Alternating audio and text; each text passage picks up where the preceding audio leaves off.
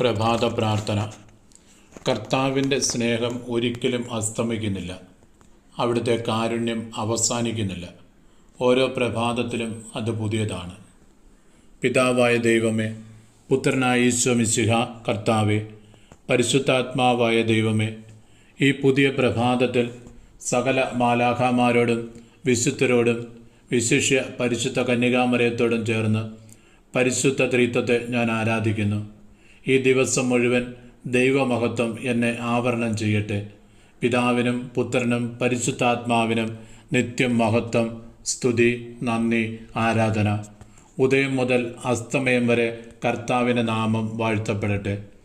പിതാവായ ദൈവത്തിൻ്റെ സ്നേഹത്തിലും ഈശോ മിശിഹായുടെ കുരിശിൻ്റെ തണലിലും പരിശുദ്ധാത്മാവിൻ്റെ ജ്ഞാനപ്രകാശത്തിലും അഭയം പ്രാപിച്ചുകൊണ്ട് ഈ പുതിയ ദിവസം ഞാൻ ആരംഭിക്കുന്നു.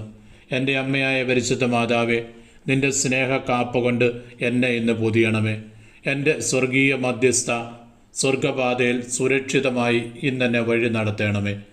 തിരുരക്തത്തിൻ്റെ സംരക്ഷണവും മാലാഖമാരുടെ കാവലും വിശുദ്ധരുടെ മധ്യസ്ഥ സഹായവും വിശുദ്ധ കുരിശിൻ്റെ സംരക്ഷണ മുദ്രയും രോഗങ്ങളിൽ നിന്നും അപകടങ്ങളിൽ നിന്നും കള്ളന്മാരിൽ നിന്നും വിഷജീവികളിൽ നിന്നും എന്നെ ഇന്ന് സംരക്ഷിക്കട്ടെ.